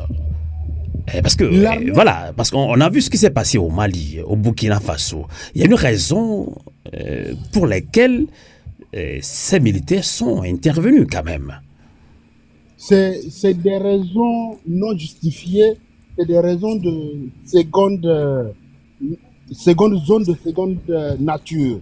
L'armée est partie intégrante du peuple, oui, mais l'armée doit être apolitique. Vous savez, la démocratie veut que le pouvoir militaire puisse être subordonné. Mais est-ce que vous êtes d'accord que dans beaucoup de pays où c'est la dictature, ces dictateurs utilisent aussi cette armée pour opprimer le peuple? Et quand une partie de l'armée dit non, on doit intervenir pour sauver notre peuple. Le cas, par exemple, du Burkina Faso ou comme au Mali. On a vu ce qui s'est passé. On a lu beaucoup de choses sur le Mali. Non, il y a des choses que les populistes ont trouvées et ont relayées. Mais quand vous prenez le coup d'État au Mali, le coup d'État au Burkina, le coup d'État au Sénégal, j'ai dit au Sénégal, au Niger, on brandit la question sécuritaire. Mais il faut être en mesure d'interroger les sources de l'insécurité au Sahel. Qu'est-ce qui a conduit à ça? Et quand vous allez voir, vous allez trouver que ces mêmes militaires-là sont à la cause de ça. Parce que c'est eux qui sont chargés de défendre le pays. S'ils ne le font pas, on ne va pas accuser quelqu'un d'autre pour ça.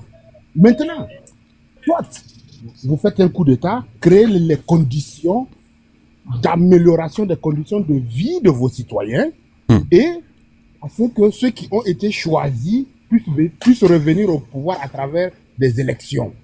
Mais quand vous regardez ce qui se passe au Sahel, on a tout comme l'impression que ces militaires-là veulent s'accaparer du pouvoir et rester ad vitam aeternam.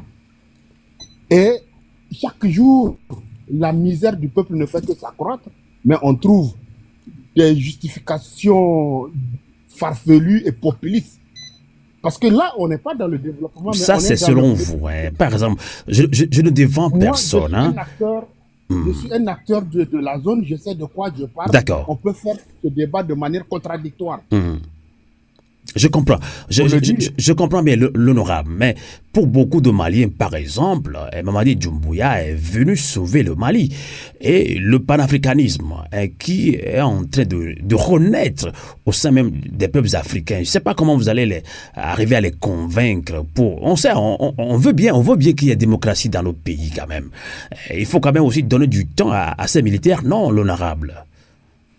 Non, ces panafricains-là, s'il vous plaît, une minute, ces panafricains-là, ou bien ces militaires-là ne sont pas des panafricains, je suis désolé, des gens qui quittent des organisations sous-régionales, par exemple la CEDEAO, c'est vrai, on lui apporte beaucoup de critiques, je suis d'accord, elle n'est pas une organisation parfaite, ils décident de la phagocyter pour aller créer des alliances virtuelles.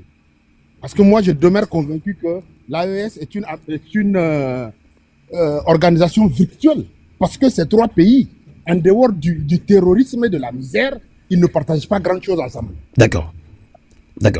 On comprend votre position, l'honorable. Alors, que direz-vous à tous ces Africains que vous appelez à cette manifestation samedi prochain à Paris, notamment ceux qui sont arrêtés par ces militaires? Il n'y a pas de liberté d'expression, c'est ce que vous dites. Hein. Comme au Togo, vous l'avez dit qu'on doit aussi libérer tous les prisonniers politiques du Togo. On va donner la parole bientôt également à l'homme politique togolais qui est en ligne avec nous depuis Lomé. Alors, honorable, que direz-vous pour convaincre nos amis africains, nos frères africains à participer massivement samedi prochain à Paris à cette grande manifestation? Moi, personnellement, et le panel des démocrates, nous leur dirons de soutenir l'idée parce qu'il ne peut pas avoir de liberté quand il y a confiscation de liberté personnelle. D'accord. Un pays où les journalistes ne peuvent pas s'exprimer sans être enlevés et envoyés au front. Un pays où il n'y a qu'une seule voix, qui est la voix du soutien de ces juntes. Ces pays ne peuvent en aucun cas prospérer. Nous leur demandons sincèrement de rejoindre le panel des démocrates afin de faire entendre la voix de toute cette population qui est muette aujourd'hui au Burkina, au Mali, au Niger et en Guinée. Il n'y a qu'à travers cette marche que nous, jeunes Africains, qui aspirons à la démocratie, qui aspirons à la liberté juste et globale, de nous exprimer. C'est à travers cette marche que nous pouvons faire porter notre voix et en même temps dire au monde entier ce que ces gens qui sont enlevés ne peuvent pas dire de leur propre bouche. Nous menons un combat juste, un combat honnête, un combat où il n'y a pas de complexe, où il n'y a pas de parti pris, où la place des hommes détenus sont dans les casernes ou au front à lutter, à combattre pour la liberté de la population. Ils n'ont venir s'asseoir dans des salons climatisés et pousser des joues et des ventres. D'accord. Donc, ça va se faire la semaine prochaine, incessamment le samedi. D'accord. Nous leur demandons de rallier Paris par tous les moyens et de venir s'exprimer de manière libre et honnête. D'accord. Merci Sylvain. On va, pour pour plus de précision, on va relancer Adama Touré très bientôt. Merci. Et je l'ai annoncé dans cette émission, tapoter, partager cette émission, La Voix du Peuple, une émission à réécouter sur Radio Canal K, sur Radio Avoulet, également en podcast sur notre compte TikTok et YouTube également. Alors, Binafan Koyan, si vous êtes toujours encore avec nous, alors vous êtes Togolais, d'ailleurs, des FDR, secrétaire national des FDR, Force démocratique pour la République. On a entendu par la voix du ministre Robert Doucet que le Togo veut adhérer à l'AOS. Ça a créé beaucoup de polémiques. Vous avez suivi tout à l'heure nos frères africains de l'Afrique de l'Ouest qui ne font pas confiance à ces militaires-là. Mais est-ce qu'il ne fallait pas aussi analyser pays par pays, parce que les stratégies de combat ou de lutte ne sont pas quand même les mêmes. Binafan Koyan. Oui, Sylvain, merci beaucoup. Oui, bon, on a entendu que le Togo veut adhérer à l'AES, mais ça ne nous a pas étonné. Tout le monde sait que le Togo aussi est un pays de putschistes. Oui, parce que c'est un putschiste qui a fondé le régime qui est là depuis 1967. Donc c'est un pays de putschistes. Ce qu'il faut dire aux Africains, c'est que si la CEDEAO avait accepté les juntes militaires sans exiger qu'elles remettent le pouvoir aux civils à l'issue d'élections démocratiques, crédibles et transparentes, ces trois militaires-là n'auraient pas fait quitter leur pays de la CEDEAO. Donc, tout le monde sait que le Togo ne veut pas entendre parler de limitation de mandat. Donc, le Togo a tout intérêt à vouloir quitter la CEDEAO pour aller s'associer à l'association des pays du Sahel. Donc, ça n'étonne personne. Maintenant, vous dites, est-ce qu'il ne faut pas analyser la situation au cas par cas? Non, Sylvain. Vous savez, si je le prends au cas par cas, comme vous le voulez, au Mali, c'est vrai que le M5 RSP avait accusé le président Ibeka d'avoir un régime corrompu, mais il était à quelques mois de la fin de son régime. Il faut reconnaître que c'est l'opposition et la société civile qui ont organisé les manifestations et les putschistes. C'est des opportunistes, ils sont venus prendre le pouvoir, ils ont promis des élections à 2 reprises. Et maintenant, ils sont là pour 5 ans, ce qui n'est pas normal. Vous dites qu'ils sont partie intégrante du peuple, oui. Mais dès qu'ils prennent le pouvoir parce qu'ils estiment que la démocratie est menacée, il faut restaurer la démocratie et partir. Mais on constate qu'ils ne sont pas dans cette logique. Comme ils étaient à côté des... Ils étaient les enfants gâtés des régimes qu'ils mettent en cause. Ils sont venus pour jouir du pouvoir. Rappelez qu'Assimi Goïta était le chef des forces spéciales au Mali. Doumbouya était le chef des forces spéciales en Guinée. Lorsque vous prenez le Niger, qu'est-ce qui nécessitait un coup d'État?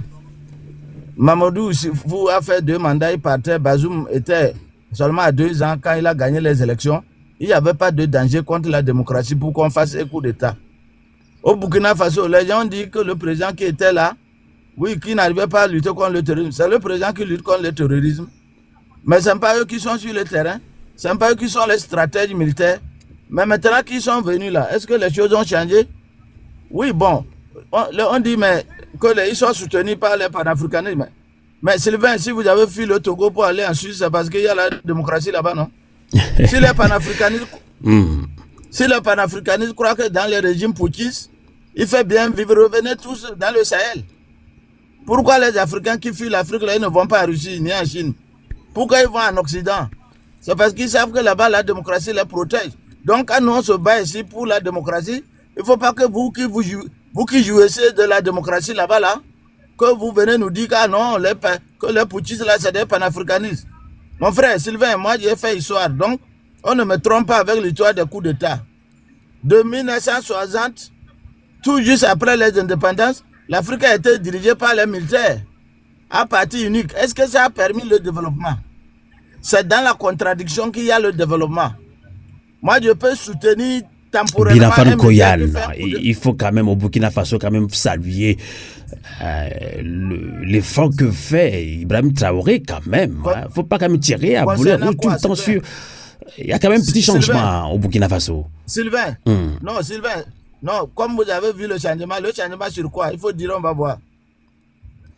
Sur plusieurs plans, sur plusieurs plans quand même. Non, un plan, donne un plan. Il faut éclairer mon ignorance. Je comprends, je ne veux pas parler à la place des Burkinabés, mais on lit beaucoup de choses.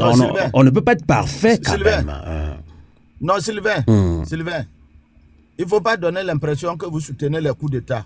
On ne soutient pas les coups d'État, donc il faut quand même analyser la situation donc, quand même. Non, Sylvain. Je vous comprends, Ibrahim, allez-y. Pourquoi près de 7 coups d'État? Si les militaires étaient bons gouvernants, le Burkina serait un pays développé. Hein? Donc, nous, on est démocrates, il faut se battre pour que la démocratie se renforce en Afrique, quoi que cela coûte. Voilà, donc, vous pensez que certains Burkinabés se réjouissent, mais nous aussi, on a des amis burkinabés, on a des acteurs politiques. D'accord. Et on connaît d'autres Burkinabés qui ne veulent pas. Et l'insécurité, sous l'actuel président IB, l'insécurité a fait plus de dégâts que sous ces deux prédécesseurs. Donc, il ne faut pas que les gens... Nous, on veut que les gens organisent des élections transparentes. S'ils sont populaires, qu'ils gagnent les élections. D'accord. Moi, un putschiste n'est pas différent d'un braqueur chez moi. Voilà, donc, en tout cas, quand même, c'est pas quand même fort ce mot-là. Alors, Binafan Koyam, vous êtes un homme politique togolais. On va vous donner la parole pour conclure cette émission, citoyen débat panafricain de Radio Canal K, de Radio Avouleté. Alors, 38 ans de père et 20 ans de son fils fort. Vous continuez maintenant à dénoncer tout ce qui va pas au Togo, surtout la 5e République.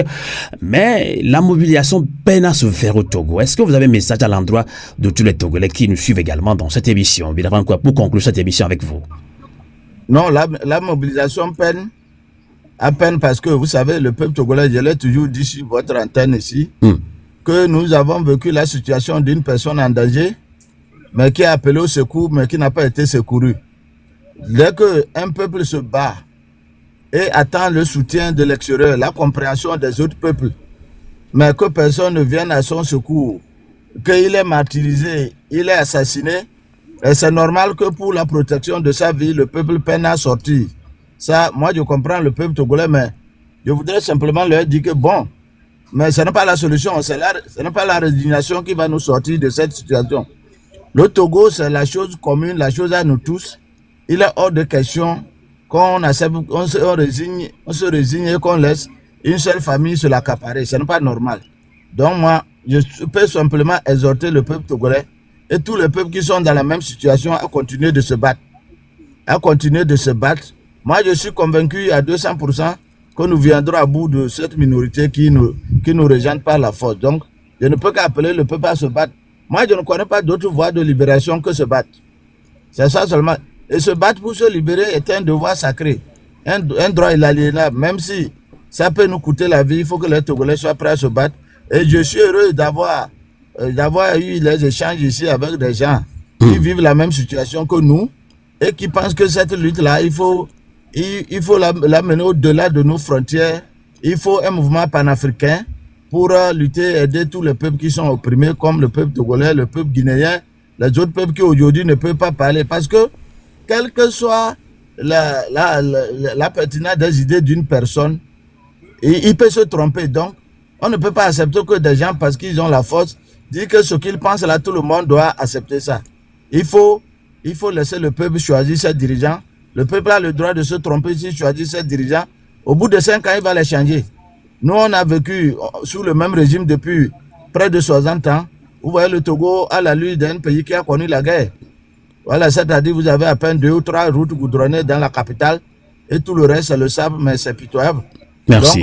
Donc, nous devons nous battre comme nos frères guinéens doivent se battre, comme nos frères maliens doivent se battre, comme nos frères burkinabés. Il faut quand même rappeler que le 23 mars passé, il y avait eu un grand meeting et il y avait un début de mobilisation quand même à Lomé au Togo.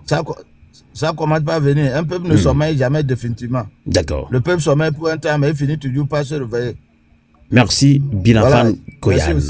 Merci Binafan Koyan, vous êtes secrétaire national de FDR, Force démocratique pour la République, parti basé au Togo. Merci infiniment d'être passé ici dans cette émission Débat panafricain. Je vais relancer maintenant Adama Touré du panel des démocrates. Vous avez annoncé pour samedi prochain une grande manifestation à Paris. On va être précis, donc dites-nous concrètement le lieu et comment s'y rendre et les mots et le mot d'ordre quand même pour cette manifestation. Adama Touré. Alors, merci encore une fois. Je m'adresse tout particulièrement aux Togolais. Nous aimerions voir nombreux les Togolais. Nous aimerions voir les pancartes avec l'effigie des opposants emprisonnés au Togo. Nous aimerions voir brandir le drapeau togolais. Et c'est le cas pour tous les pays où il y a de nombreux prisonniers politiques. Et nous nous retrouvons le samedi 12 avril à 14h30 précisément à la place de la République à Paris. Et la place de la République, je peux même directement vous donner en temps réel les métros qui s'y rendent pour que personne ne se trompe. Les métros qui se rendent à la place de la République sont extrêmement nombreux d'ailleurs par chance à Paris. Je vais vous les énoncer. Juste un instant pour ça. Donc, il y a la ligne 3, la ligne 5, la ligne 8, la ligne 9 et la ligne 11 qui se rendent directement à la place de la République. Vous pouvez également appeler notre confrère sur place, Ami Traoré, au plus 33 7 84 82 38 27. Vous pouvez aussi appeler au plus 41 77 927 74 61 si vous avez des difficultés à vous rendre. Et nous appelons vraiment l'opposition togolaise, les appareils politiques, les associations togolaises à nous joindre au sein du panel des démocrates, qui est une plateforme des démocrates d'Afrique. Et c'est très démocratique, cette plateforme. Chaque entité est représentée au conseil d'administration et les choses se font démocratiquement. C'est aussi un laboratoire pour réinventer notre démocratie, pour tirer les leçons du passé. Nous sommes d'accord d'entendre que les régimes politiques successifs n'étaient pas parfaits. La population désavoue les systèmes politiques qu'on a connus jusque-là. Il faut l'admettre. Mais nous sommes prêts à nous remettre en cause. Nous sommes prêts à faire un travail de fond pour que nous ayons une démocratie endogène acceptée de la population. Parce qu'il ne faut pas se leurrer, il n'y a pas d'alternative à la démocratie. Il n'y a pas d'alternative à la démocratie. La démocratie, c'est lorsque le gouvernement obtient nécessairement le mandat sacré du peuple pour que ce peuple consente à se voir gouverner. C'est aussi simple que ça. Maintenant, les modalités sont propres à chaque pays, mais le principe est là. Il faut que le peuple consente et mandate le gouvernement qui le gouverne. Voilà. Et donc, après, il y a beaucoup de principes généraux du droit qui encadrent ces choses-là. Mais il est hors de question, et encore une fois, je m'adresse aux amis togolais, qui sont beaucoup à avoir de la sympathie pour les colonies, les potentats du Sahel. Et vous ne pouvez pas, c'est affligeant pour nous d'écouter ça, parce que vous ne pouvez pas vous plaindre de 60 ans de dictature chez vous, de privation de liberté, de persécution politique, de toute forme de mesures liberticides, de corruption dans vos pays. Et nous, même avant les coups d'État dans nos pays, nous sommes toujours restés solidaires du peuple togolais. eu égard de ces 60 ans de dictature, moi-même, j'ai manifesté énormément à Genève avec l'opposition togolaise, lorsque Oumoulou, notamment, avait été emprisonné depuis 2020, je crois, à Lomé.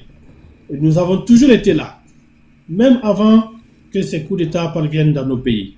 Et donc, vous ne pouvez pas nous demander de vous soutenir contre la dictature qui sévit dans votre pays depuis 60 ans, et en même temps, en contrepartie, vous soutenez la même dictature dans nos propres pays. Non, Adama Touré, je ne pense pas. En tout cas, je vais laisser un panafricain togolais quand même vous répondre si effectivement les Togolais soutiennent la dictature. Est-ce qu'il y a une dictature au Mali? Attendez, je vais laisser quand même réagir Nyama Sadi. Volontiers. Lawson Elou, bonjour depuis le Canada, Elou. Bonjour Amos, bonjour à tous les panafricains, à tous les Africains qui sont branchés à votre émission. Je salue les panélistes. Je suis très heureux d'être sur votre plateau. Merci pour votre invitation. Vous êtes très matinal, un grand panafricain d'ailleurs, très matinal. Je pense qu'à l'annonce de cette émission, vous avez dit, je ferai tout pour suivre cette émission, parce que c'est très matinal chez vous au Canada. Merci infiniment de votre engagement, Nyama Sadi Lawson. Vous êtes un grand panafricain. Vous avez suivi un petit peu l'émission, la réaction tout à l'heure de Adama Touré, qui est du panel des démocrates. Une grande manifestation annoncée samedi prochain à Paris, pour demander la libération de tous les prisonniers politiques au Togo, et de tous les prisonniers politiques aussi au Mali, au Niger, tout comme au Burkina Faso. Votre réaction? C'est comme si nous, Togolais, on est en train d'amadouiller, de supporter, oui, par cet esprit panafricain et ces militaires qui ont fait ces coups d'État, notamment au Mali, au Burkina et au Niger. Thielo. Merci Amos. Je voudrais que vous parliez sans langue de bois, on n'a pas assez de temps quand même. Oui, je dois dire que d'abord, je félicite nos amis guinéens qui organisent cette manifestation, surtout pour la libération des prisonniers politiques. Vous savez que Pyramide, qui est un mouvement panafricain, se bat pour la dignité des Africains et donc réclame la libération des prisonniers politiques, notamment tous les prisonniers politiques africains, les prisonniers politiques togolais, guinéens et partout sur le continent. Donc, de ce point de vue, nous avons un même combat à mener et je soutiens donc cette manifestation. Ceci étant dit, je crois qu'il y a un quiproquo de fond dans le débat sur la démocratie. Nos panélistes, je comprends qu'ils militent pour des partis politiques, mais ils sont dans la confusion totale et ne saisissent pas le changement profond qui se passe sur le continent en termes de la volonté aujourd'hui des Africains de se départir de ce système néocolonialiste impérialiste imposé aux Africains depuis une soixantaine d'années et qui a pris la forme de ce que moi j'appellerais la démocratie. Il faut aussi faire un distinguo entre le coup d'État en Guinée, qui a été mené par Sarkozy, qui est venu dans ce pays quelques semaines à négocier avec Alpha Condé pour que un industriel israélo-français puisse s'accaparer la mine de fer en Guinée, qui n'a pas abouti et qui a fait en sorte que la France-Afrique a poussé de l'avant un légionnaire Doumbouya pour prendre le pouvoir, qui ne s'inscrit pas dans la dynamique de la libération de la souveraineté de l'Afrique, et ce qui s'est passé au Sahel.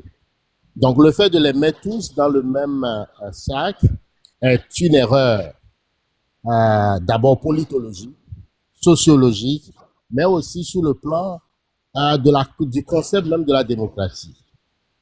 On ne peut pas avoir une démocratie sans souveraineté.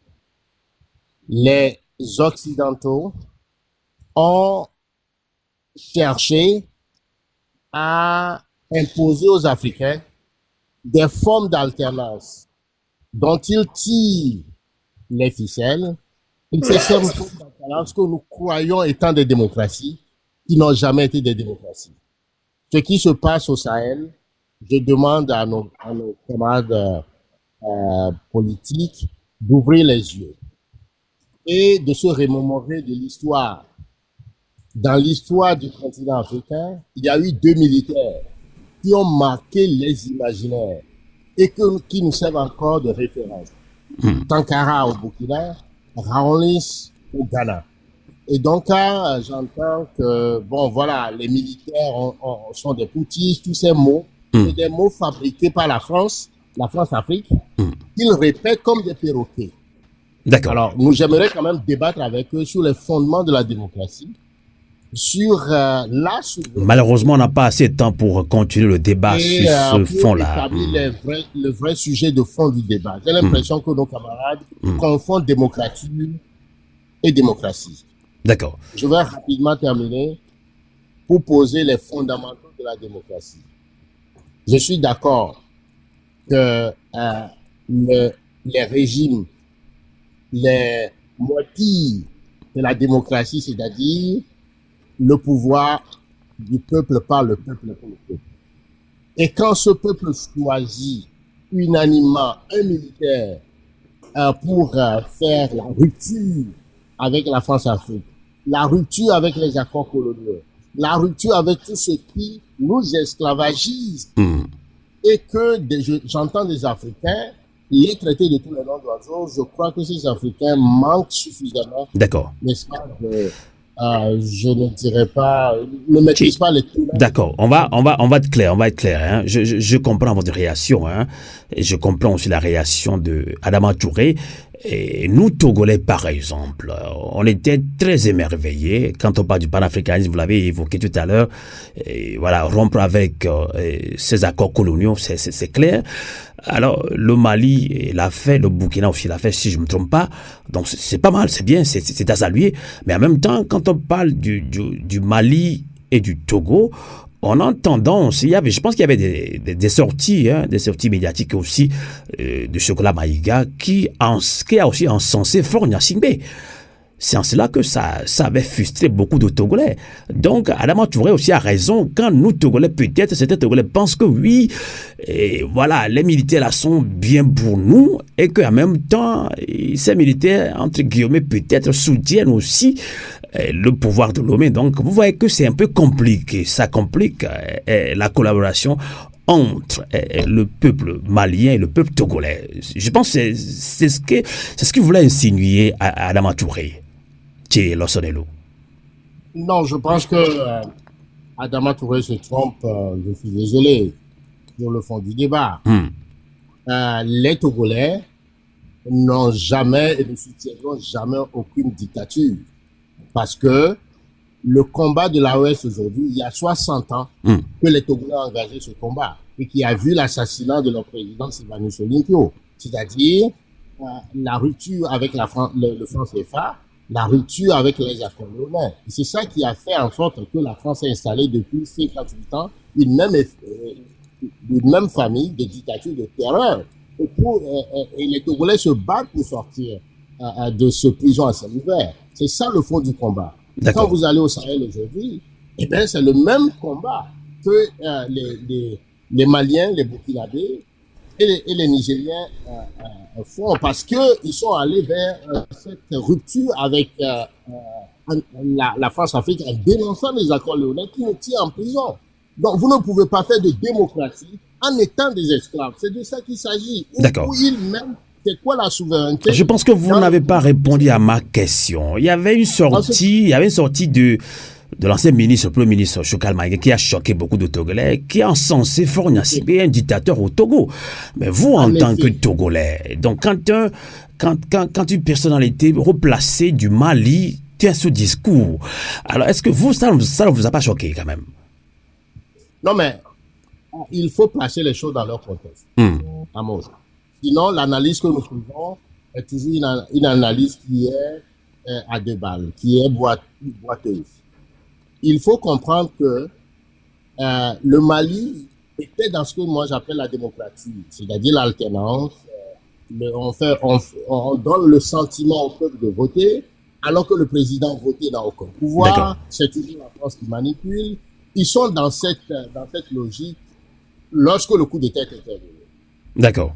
Et évidemment que la France-Afrique a utilisé tous les leviers, notamment la CEDEAO pour le punir, pour faire tomber cette initiative révolutionnaire qui redonne au Mali la souveraineté. Vous savez, le Mali, c'est une civilisation millénaire. D'accord. Et c'est dans ce sens que Paul Yacine a joué le rôle de médiateur, de sapeur-pompier. Vous comprenez? Pour montrer une certaine ouverture par rapport à ce qui se passe, tout en créant la même situation de dictature dans son pays. Il va libérer les prisonniers au Mali, mais il maintient les prisonniers, les centaines de prisonniers au Togo, notamment son propre frère, où il les tue en prison, il les assassine. Donc ce jeu ambivalent, d'une certaine manière, pour les Maliens qui étaient en difficulté en ce moment, eh bien, ils ont trouvé dans la démarche de France Nationale une bouée de sauvetage. Et c'est ça qu'ils reconnaissent. Tout ça ne veut pas dire qu'ils sont d'accord avec ce qui se passe au Togo, parce que ce qui se passe au Togo, c'est pourquoi ils ont fait le coup d'État. Nous avons beaucoup de documents. On l'a dit plusieurs fois, on s'est posé beaucoup de questions.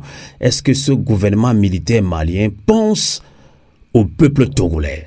Comme quoi, les pays n'ont pas d'amis, mais ont que des intérêts. Donc, je pense que le gouvernement malien et le gouvernement togolais agissent sur leurs intérêts et non les intérêts de leur peuple. On va pas polémiquer dans cette émission-là, parce que ce n'est pas le débat aujourd'hui. Le débat tourne autour de cette manifestation samedi prochain à Paris. Alors, je donne la parole à Honorable pour conclure ce débat citoyen. Honorable, rebonjour. On va conclure cette émission. Vous avez suivi la réaction du panafricain togolais. Que direz-vous pour conclure cette émission? Oui, rebonjour, bonjour à Pyramide. Je dirais que c'est un débat passionnant. On ne va pas s'étaler dessus. Tout à fait. On va se donner peut-être rendez-vous prochainement. Et il faut éviter l'idéalisme surtout. Et éviter de vouloir vivre dans les années 60. Nous sommes en 2025 et les luttes des années 60 ne peuvent se mener en 2025 où nous sommes actuellement. Les réalités ont changé et nous sommes dans un monde multipolaire. Et te dire aussi merci de nous avoir donné l'opportunité de nous exprimer sur le sujet de la manif. Et appelons toujours les Africains épris de liberté, de justice, à rallier Paris le samedi pour qu'ensemble nous puissions parachever ce qu'on a commencé depuis. Merci beaucoup. Merci, honorable. À la prochaine. Merci infiniment, honorable. Je comprends bien votre réaction, puisque ce débat est un peu compliqué, donc il faut quand même avoir un esprit de discernement pour comprendre les enjeux. Alors, Adama Touré, toi, on peut se tutoyer, on se connaît bien. Vous êtes venu déjà 1 ou 2 fois au studio de radio à Vouleté. C'est vous aussi, Amina Fofana, qui m'avait appris à Vouleté chez vous en Barbara. Ça veut dire qu'elle est Ketanier. Merci de conclure cette émission par rapport à cette manifestation pour libérer les prisonniers politiques au Togo, au Mali, au Burkina Faso, au Niger. Adama Touré.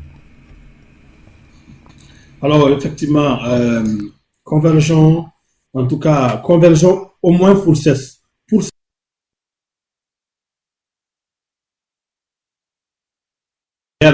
on assume cette divergence-là.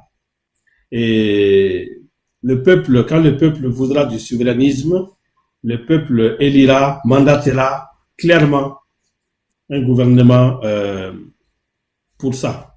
Mais pour l'instant, le peuple n'a mandaté personne pour chasser la France, pour déchirer des accords prétendument coloniaux. On n'a pas connaissance des accords qui auraient été dénoncés par Assimi Goïta depuis son arrivée, qui seraient des accords de nature coloniale. Mais peu importe L'important, c'est qu'il y a des prisonniers politiques au Mali. Vous ne pouvez pas les nier. Personne ne peut les nier. Il y en a au Burkina Faso, en Guinée, au Togo, et même plus loin, hein, on a le pays, le Gabon, le Tchad. Bref, il y a des prisonniers politiques. Ce n'est pas normal. Il faut venir avec leurs photos. Il faut venir avec leurs noms. Que le monde entier comprenne que ce n'est pas normal que nos prisons soient remplies de prisonniers politiques, d'objecteurs de conscience, des journalistes, des militants. Ce n'est pas normal. Donc, venez nombreux avec les drapeaux togolais, avec les drapeaux de vos pays respectifs, avec les images des prisonniers politiques. Et venez avec vos banderoles de vos mouvements respectifs.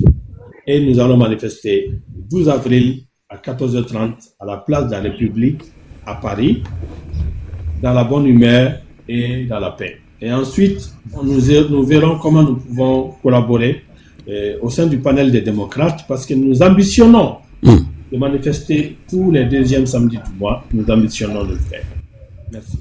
Merci infiniment, Adama Touré. J'ai vu que notre frère depuis Lomé, Binafan Koya, a refait la demande. Sûrement, il a encore un message important à nous passer. Binafan Koya, bonjour depuis Lomé. Rebonjour depuis Lomé. Oh, donc Sylvain, il n'y a pas grand-chose.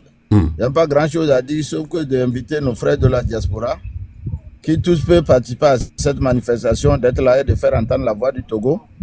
Et surtout, avec, comme le frère le dit, avec les images des prisonniers politiques. Et je crois que ça peut faire mouche.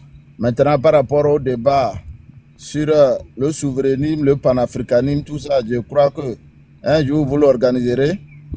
Parce qu'il y a trop de passion, il y a trop de gens qui veulent donner des leçons aux autres. Il y a trop de caricatures dans cette affaire. Je souhaite qu'un jour on fasse le débat. Enfin, bon, aujourd'hui, je ne vais pas ajouter à la polémique. Voilà, c'est compliqué quand même. Il y a certains qui croient que quand ils soutiennent les gens qui ont fait coup d'État, ils sont plus africains que ceux qui ne sont pas d'accord avec eux. Et ils parlent avec une certaine, excusez-moi parfois, d'arrogance. Moi, je crois qu'il faut organiser le débat là. Donc pour aujourd'hui, je ne vais pas ajouter à la polémique. Voilà, merci. Ce n'était pas le sens du débat. En tout cas, la question fâche. Hein, la question fâche surtout la réaction de ce pouvoir militaire envers voilà, la collaboration de ce pouvoir militaire avec le régime au Togo. Franchement, il y avait beaucoup d'informations. En tout cas, nous, on a eu beaucoup d'informations. On a alerté. C'est comme si ce régime militaire au Mali, entre guillemets, excusez-moi, se moque du combat que mène le peuple togolais. Donc, c'est comme si, voilà, nous, on fait un effort pour qu'il y ait mobilisation quand on soutient publiquement une dictature qui ne dit pas son nom au Togo.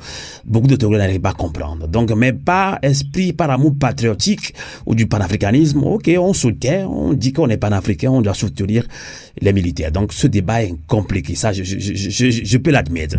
Donc, bon, si beaucoup d'Africains peuvent avoir un esprit de discernement et aller dans du concret, ce serait aussi bien. Merci infiniment, Binafan Koyan. Alors,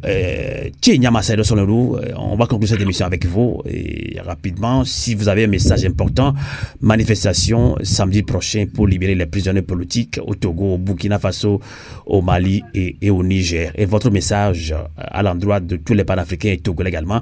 Au Togo, il y avait eu 23 mars passé un grand meeting, début de mobilisation, un nouveau départ pour la mobilisation populaire contre ce régime dictatorial, contre surtout la 5e République. Que direz-vous pour conclure cette émission, ce débat panafricain? J'en appelle à tous les panafricains à se mobiliser pour cette manifestation, à venir avec, comme l'a dit tout à l'heure mon frère et ami, les photos des prisonniers. Sur le site de Pyramide, nous avons la fiche analytique de la centaine de prisonniers qui subissent des traitements inhumains, cruels, dégradants. Et ceux qui sont tués, nous avons toute leur histoire et leurs photos sur le site pyramide-togo.org. Ils peuvent donc aller prendre ces images-là pour participer à cette manifestation. pour les panafricains, les panafricanistes, l'humanisme est au cœur du panafricanisme. C'est parce que les Africains sont esclavagisés, tués, blessés, déportés de leur continent, racisés, que aujourd'hui le panafricanisme a pris toute sa hauteur, sa valeur, ses forces pour défendre le continent et protéger les Africains. Et donc, on ne peut pas accepter que des Africains soient maltraités sur le continent ou partout ailleurs. Donc, au fond du combat panafricain, c'est l'humanisme fondamental. Donc, de ce point de vue, on se rejoint tous et on appelle donc à soutenir cette manifestation. Je suis aussi d'accord qu'il faut revenir sur les débats parce qu'effectivement, il y a confusion des gens, de la démocratie et qui est organisée sous forme d'alternance dont les leviers sont tirés par la France et le système transafricain et qui contrôle d'ailleurs la CEDEAO. Et depuis 1975 que cette CEDEAO est mise en place, qui a été incapable de créer les moyens d'intégration, notamment la monnaie, l'intégration des frontières, etc. Et tout ça, aujourd'hui, la CEDEAO n'a pas de bilan à défendre. Il faut évoluer vers autre chose qui n'est pas contrôlé par les Africains, un nouvel espace politique. Et je pense que l'AES est en train de le créer. Et donc, de ce point de vue, il faudrait que notre analyse sorte un peu de cette façon de tout réduire à un militaire qui fait un coup d'État. Donc, ce n'est pas une démocratie. Il faut savoir que les peuples maliens, les peuples nigériens et les peuples burkinabés soutiennent leur leader. Et la démocratie, c'est aussi ça.